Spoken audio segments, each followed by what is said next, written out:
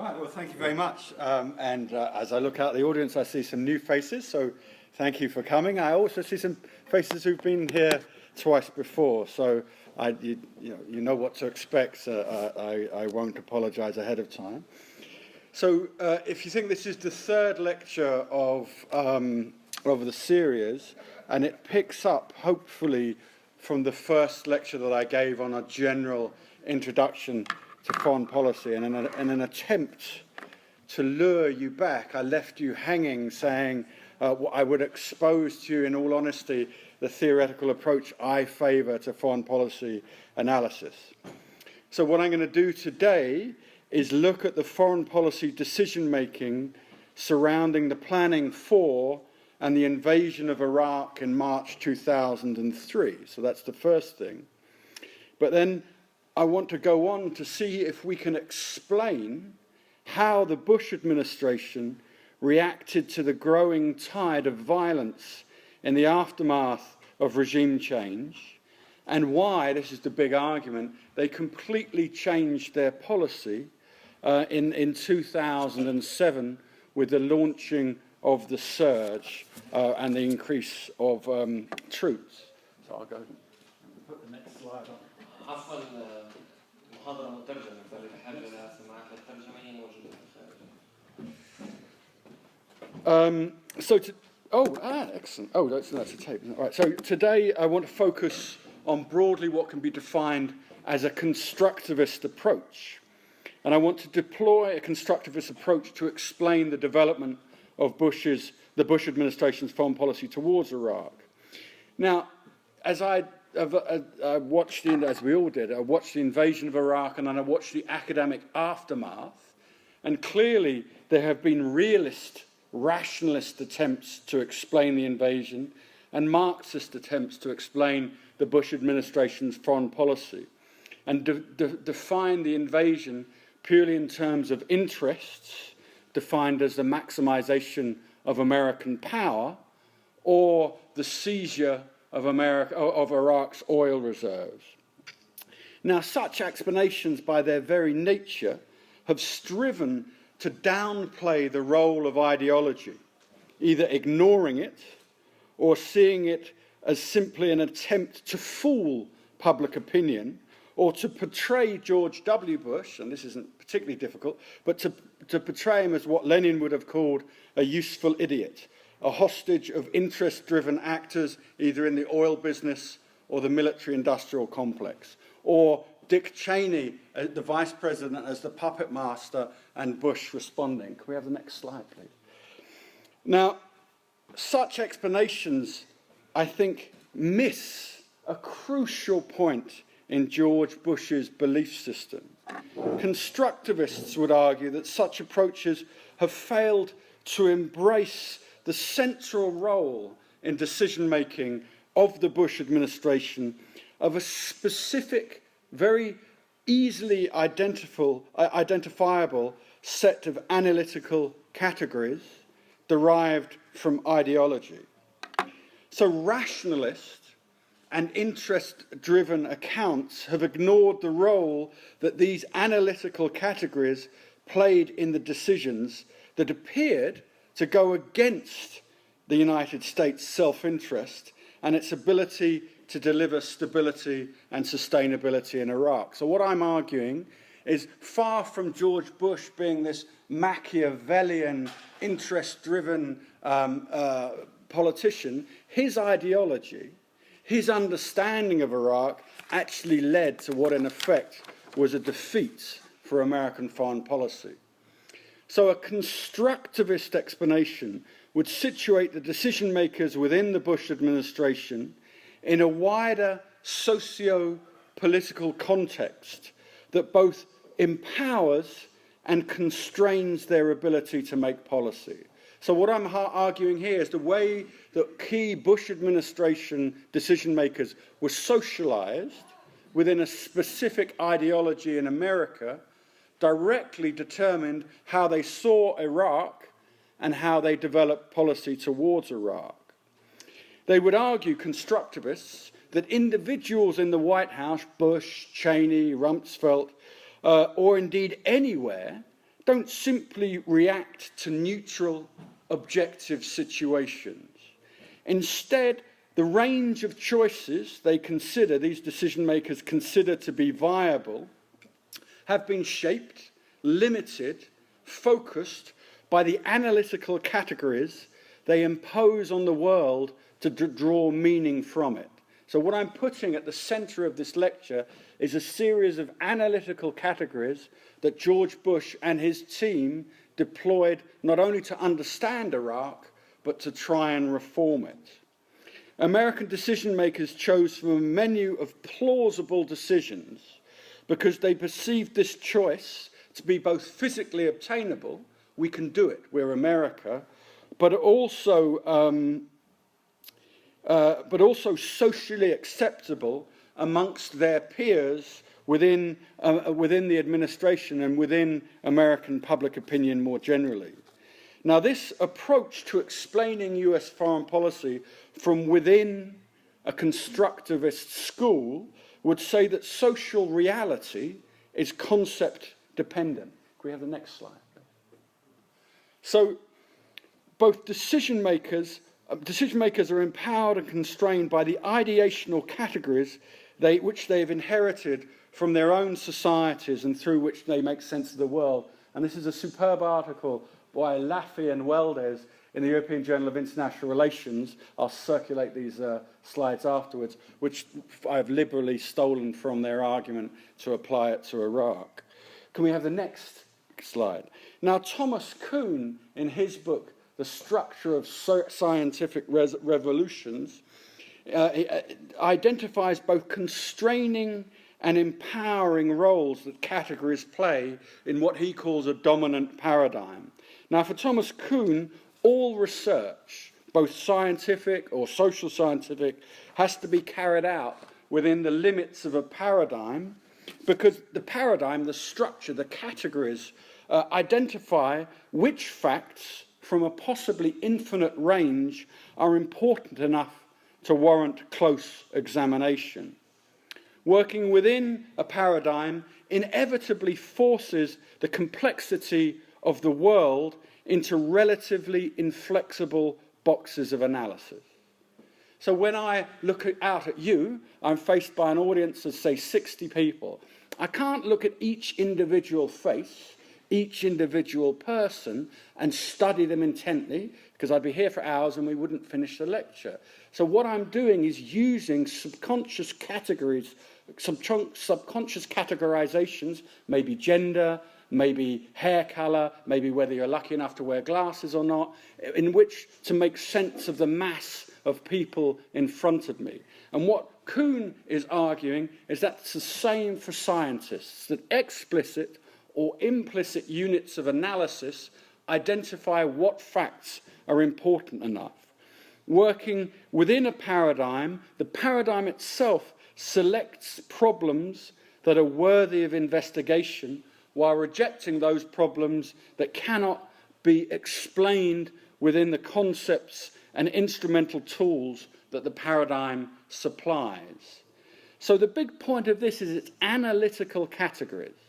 The categories that you and I and even George Bush deploy to make sense of the world that shapes our perception of the world. Can we move on to the next slide, please? Now, I'm going to investigate those categories and how they shaped policy in Iraq, but clearly policy changed in Iraq. Policy moved in Iraq as Bush struggled to understand the rising violence. So I've then gone to a guy called Charles Herman in an article that he wrote in International Studies Quarterly to understand how policy changes. And Herman identifies a four-stage process in policy change. Now, the first stage is the initial expectations that a new policy is meant to solve a problem. So we identify a problem in the world, and then we develop a policy to solve that problem. Then we apply, the second stage is we apply that problem, that policy, and it doesn't work. So the feedback loop of information says your policy isn't working. So we slightly adjust the policy, still committed to that policy. And then we start to move to a more major program change when still the policy isn't delivering the results. And then finally, we jettison the policy and go and find a new one. Now, what's driving this process? Herman argues that it's discrepant information. Discrepant information. So, we'll get to this in more detail, but you would identify a problem. What's the problem that George Bush wanted to solve in Iraq? Next slide, please. Oh, sorry, and the one after that. This is the problem that George Bush wanted to solve, Saddam Hussein. Now, the policy designed to solve that problem certainly involved the invasion of Iraq and the violent replacement of the Baath Party leadership that had run the country since 1968. But it also involved the imposition of democracy and a vibrant free market from within a neoliberal framework. Next slide, please. What was the discrepant information that put this policy under siege? And it was anomalies, or what Herman would argue, discrepant information, which is the rising tide of violence that engulfed Iraq as soon as Saddam Hussein was removed. I remember the incredulity with which George Bush, he sent his troops in, he gave the fruits of democracy and capitalism to Iraqis, and what did? They started shooting at him, or shooting at American troops. So basically, American policy goes through major adjustments as it faces this discrepant information.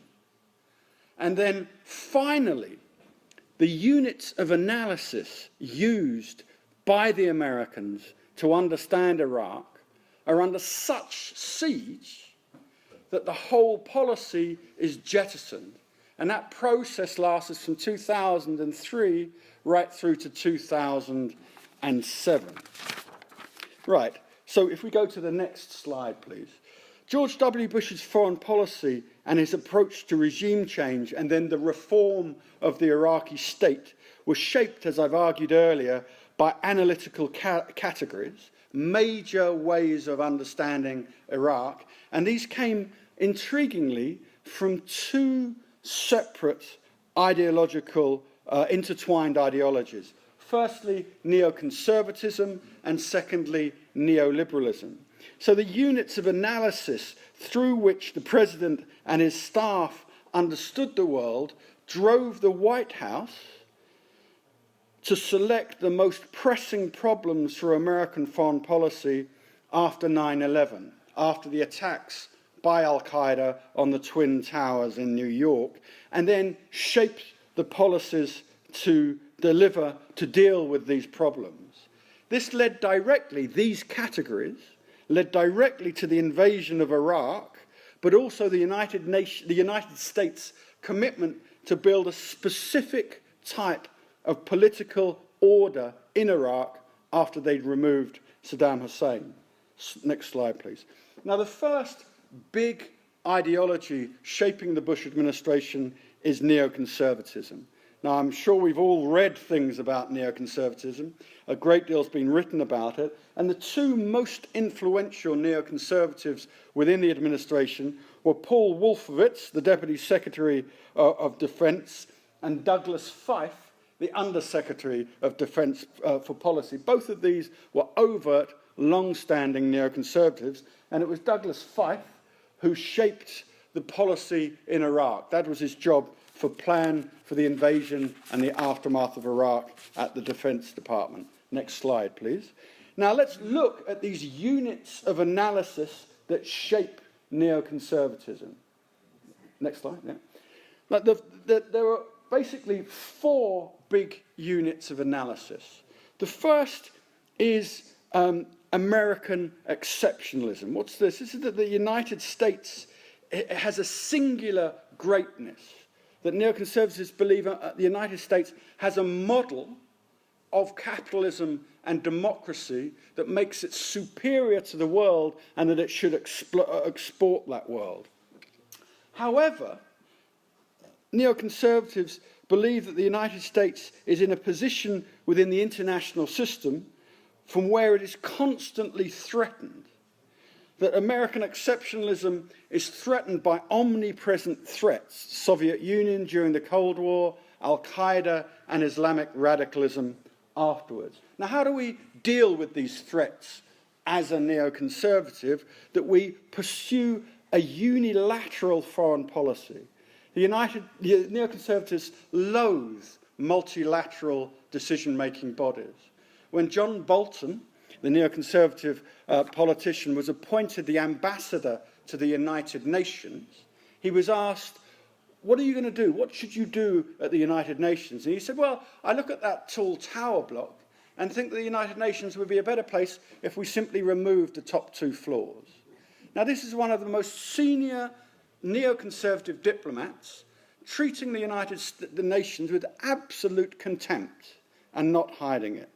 So unilateralism, American exceptionalism, omnipresent threats, and then finally, from the presidency of Ronald Reagan onwards, neoconservatism adopted an aggressive, proselytizing commitment to spreading democracy.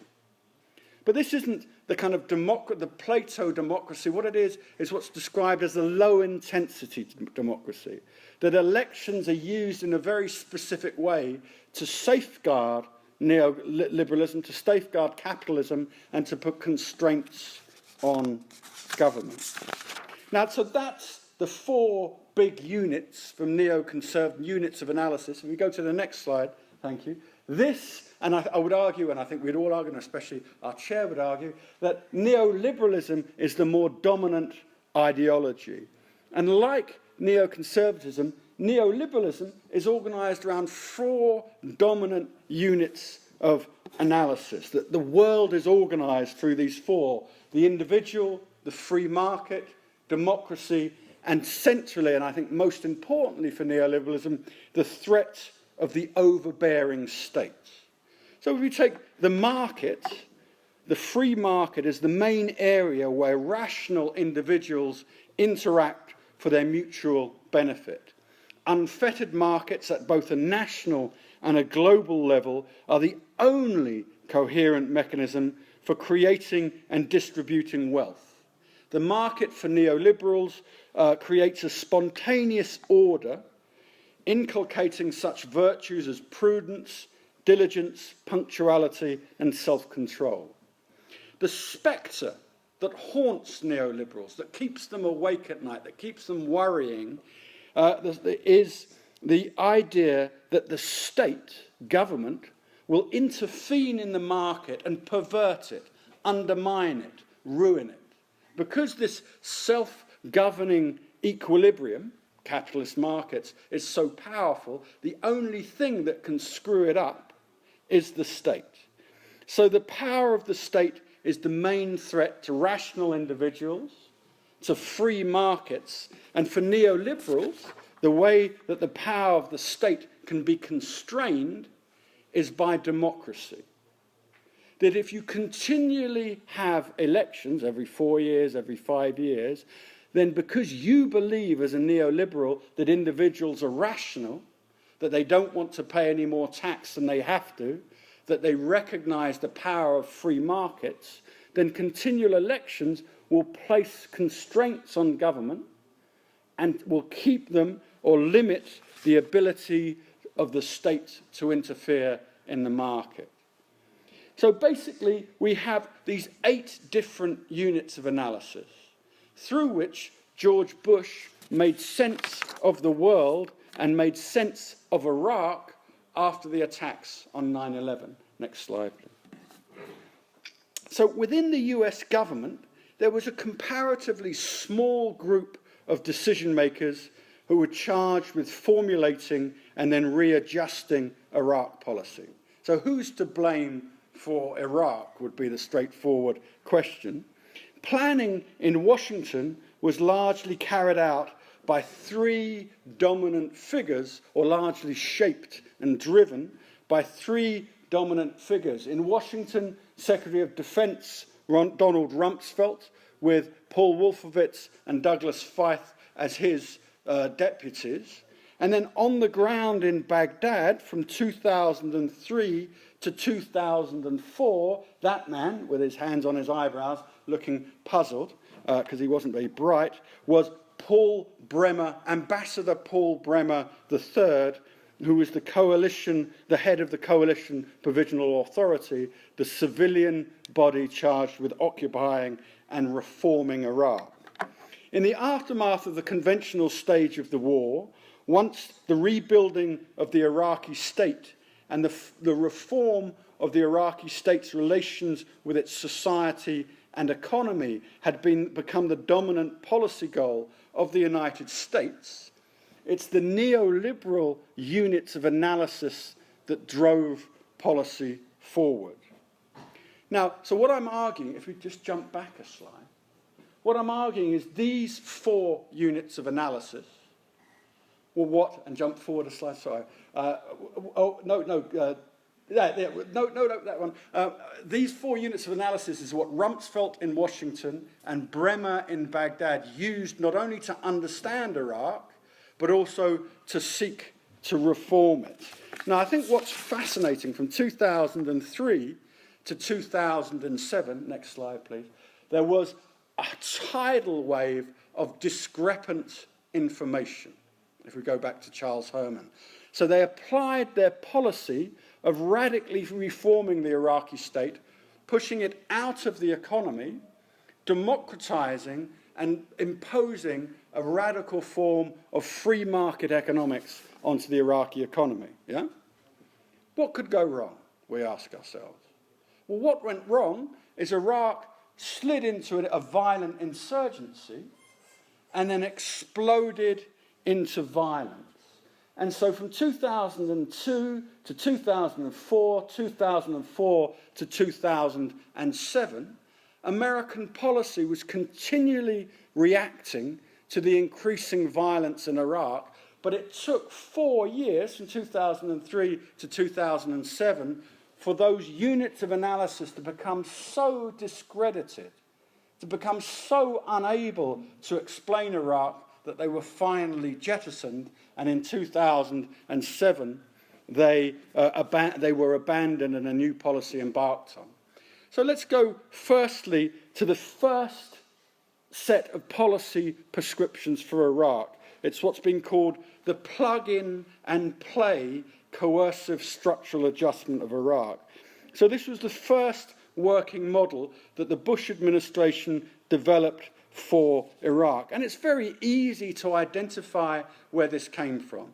It closely mirrored the World Bank and International Monetary Fund policies developed over the 1980s and 1990s with the structural adjustment programs deployed. So with the difference for the United States that this was structural adjustment being carried out by the United States Air Force and the Marine Corps. You could argue this is military structural adjustment.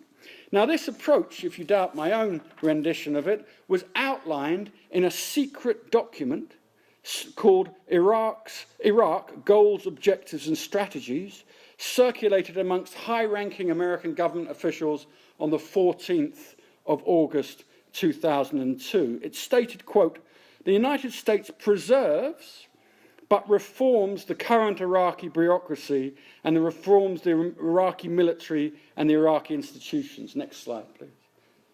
And this is Condoleezza Rice explaining that very policy when she was the president's most important foreign policy advisor in the first term, the national security advisor. And she says there, I won't do the American accent, the concept was that we would defeat the army, but the institutions would hold. Everything from ministries to police forces. You would then be able to bring in a new leadership, but we were going to keep the body of the state in mind. This plan clearly echoes World Bank and International Monetary Fund practice, with the dominant analytical categories coming from it springing from neoliberal approaches to reforming post-colonial states that became so important in the 1980s and the 1990s. You would use the state to control society while shrinking the state's role within the economy and pushing the state out so there would be a space for international capitalism but local entrepreneurs to thrive. Now, as soon as that plan hit Iraqi reality, discrepant information, i.e. the gap between what was actually going on in Iraq and what the Americans wanted to happen, made for policy change. Can I have the next slide? Right, what happened? American troops arrived in Baghdad in the first week of April 2003, and this triggers an explosion of looting. I don't know if we've got any anarchists in the audience this afternoon, but I was in Baghdad in May 2003, and I watched what anarchy looked like. Well, firstly, it looked like people taking home the Iraqi state. So firstly, they ran in and took away all the computers. The next wave of looters took all the furniture. The third wave of looters started stripping the plumbing and the electrical wiring out of the wall. So much scrap metal was stolen in Baghdad that the price of scrap metal on the markets in Turkey and Iran dropped by 30% because everything was stolen and shipped out. 17 of Iraq's 23 central government ministry buildings were destroyed. There was no order at all. You could just walk into any government building, barring the oil ministry, and see people stealing stuff. It cost an estimated $12 billion, this looting. And we go to the next slide.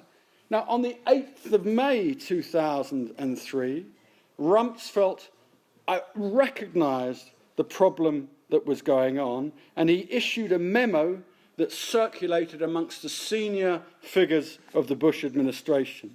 And it quotes, the coalition now, after this looting, had to engage in, quote, hands-on political reconstruction, consistently steering the process in ways that achieved America's stated objectives. The character of the country the US now occupies might mean that, quote, rushing elections could lead to the tyranny of the majority.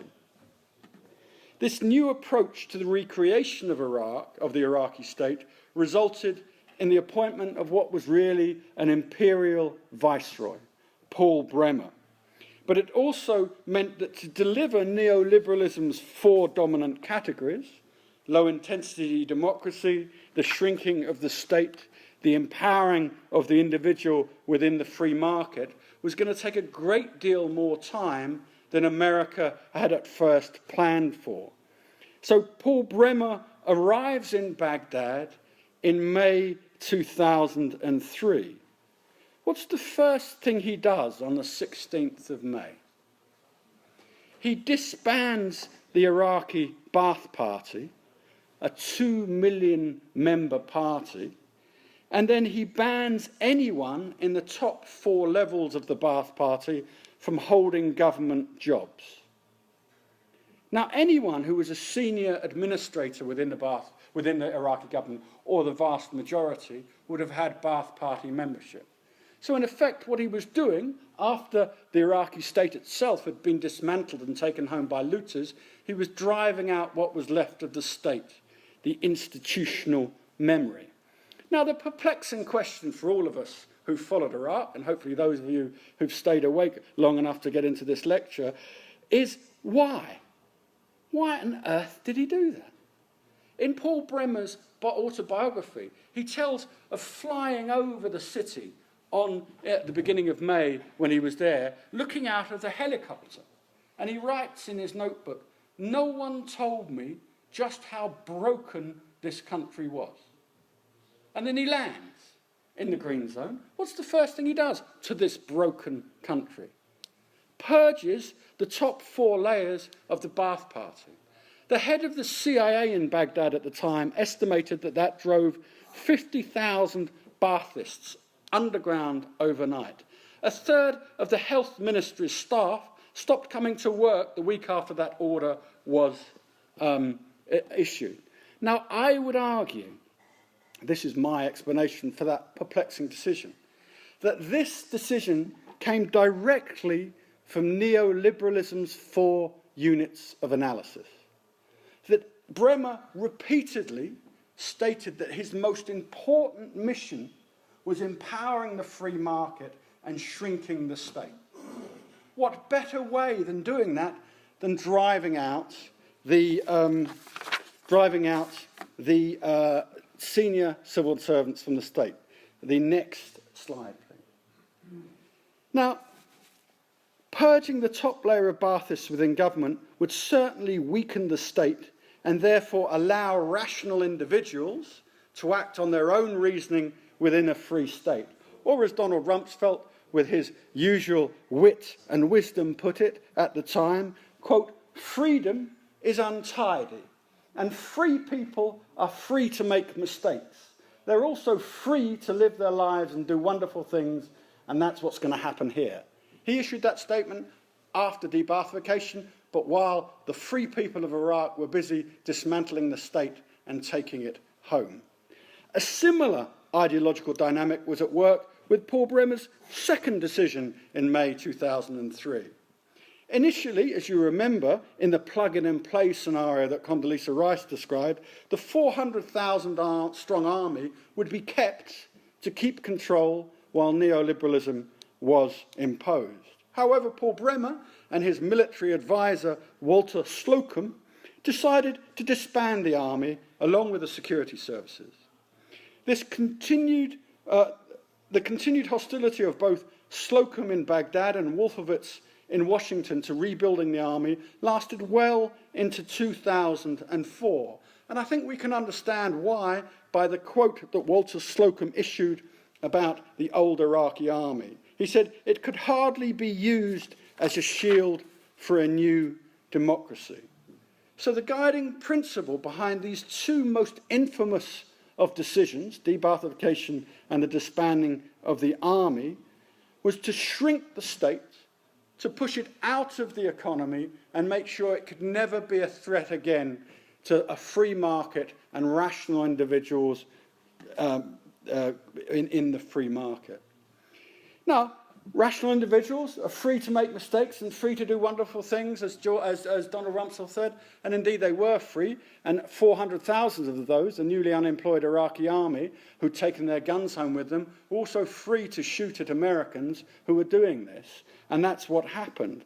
So you had a slow rise in violence, and this leads to the third shift in US policy in Iraq, on what I've called the subcontracting reform, the November the 15th agreement. The third tactical shift in US policy was once again driven by this discrepant information, the steep rise in violence. Now, US policy was still governed by the 4 dominant categories that's supplied by neoliberalism, but by the summer, the disparate forces opposing the American occupation had started to come together, coherent, solidified, and had launched this insurgency against the United States. In July 2003, the first roadside bombs were used against the US, and there was a rising category in American casualties. This major anomaly, liberated Iraqis shooting at their liberators, forced General John Abu Zaid, the American general in charge of Iraq, to say he was facing, quote, a classic guerrilla-type campaign. So, on the 10th of November 2003, Paul Bremer was flown back to Washington and was told to announce the November the 15th agreement, where basically the Iraqi Governing Council would be given responsibility for Iraq. Now, American presidential elections were only 12 months away by then, maybe not a coincidence. And what Rumsfeld was quoted as saying is we need to get Iraq off the front pages. Now, policy hadn't changed dramatically, Neoliberalism was still being used as the guiding reform principle, but instead of Americans running this program, hand-picked Iraqi exiles were. Next slide, please. George Bush wins the second presidential election. If you remember, he didn't actually win the first, but he still became president. And in George W. Bush's second presidential inaugural election in January 2005, he gave a strident defense of his neoliberal policies towards Iraq. Quote, "The survival of liberty in our lands increasingly depends on the success of liberty in other lands. The best hope for peace in our world is the expansion of freedom in all the world. Neoliberal export to reform all of the countries." Stephen Hadley, his new national security advisor, in January 2005 said, at the time of the inauguration, quote, "So much seemed to be within reach." These people hadn't quite realized the defeat that they were facing. In retrospect, the period surrounding George W. Bush's second election inauguration was an aberration. The four neoliberal analytical categories that gave coherence to Bush's Iraq policy were quickly placed under siege by the rising tide of discrepant violence, discrepant information. Can we have the next slide, please? This is a graph of Iraqi casualties. The ordinary civilians murdered in Iraq, and these red arrows are each year. So 2004, 2005, 2006, 2007. So we see a steady rise in the abject slaughter of innocent Iraqis as Iraq descends into civil war. The rate at which civilians were being murdered rose and reached a peak in October 2006. The rise in politically motivated violence and the human cost to the civilian population in Iraq began to spread unease even amongst the senior ranks of the Bush administration. Increasing divisions within the United States government are identified. Can we have the next slide? In this is the National Strategy for Victory in Iraq, published in 2005. The document, if you care to read it, it's on the web. The Bush administration has all their documents on the web. This is a much less ideologically certain document.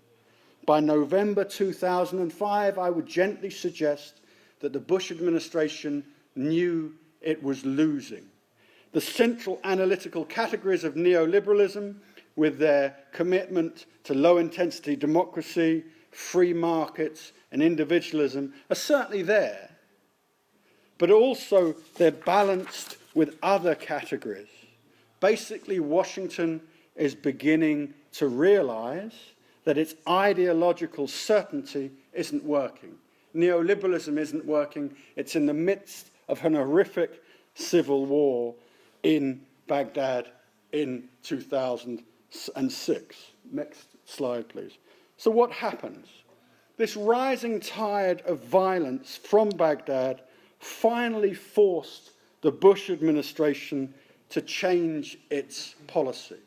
On the 10th of January 2007, in a podium a little bit like this, George Bush addressed the United States population and basically told them that the previous neoliberal-dominated policy had failed, that Iraq was in the middle of a civil war and that policy had to change. And he said that they were going to rush 20,000 extra US troops to Baghdad, and that America would then have the, quote, force levels we needed to hold areas that were being cleared. George W. Bush's use of the terms in this very important speech, clear, hold, and build, was a signal that he had dropped neoliberalism and had instead adopted counterinsurgency strategy. This had been This change in policy was personified by this diminutive little man, David Petraeus, being appointed as the new head of the military. Petraeus was famous for bringing counterinsurgency doctrine back into the US military after serving 2 tours in Iraq. At the centre of counterinsurgency doctrine isn't the free market and isn't the weak state. It's a very strong state militarily dominating society, reducing the liberty of individuals and dispensing with democracy. Petraeus bolstered the then Prime Minister Nouri al-Maliki, who moved towards increasingly authoritarian policies and indeed remained Prime Minister even though he lost the 2010 elections. What does all this mean? The adoption of counterinsurgency doctrine by the Bush administration, when faced with almost certain defeat in Iraq, was a recognition that the units of analysis they had used from 2003 to 2007, far from reforming Iraq, liberating its population and turning Iraq into a free market neoliberal democracy, had actually done the opposite. They'd enraged Iraqis, broken the state and driven the country into civil war that was killing thousands of people a month. However, that, to those of us looking at Iraq, and especially to those Iraqis living through the abject hell of Baghdad, was pretty obvious right from the beginning. But George W. Bush's administration was so committed to these ideological units of analysis, the rational individual, the free market, low-intensity democracy, and the fear of an overpowering state, that it took 4 years of failure, slaughter, and ultimately the fear that it would be defeated for it to abandon those units of analysis and move towards rebuilding the state, backing in an authoritarian Prime Minister, Nouri al-Maliki, and imposing counterinsurgency doctrine on the country. That, I would suggest, is indicative of the huge power of ideology, the huge power of neoliberal units of analysis at the centre of American policy towards Iraq, that it took 4 years of slaughter for the Bush administration to change its policy. Thank you very much.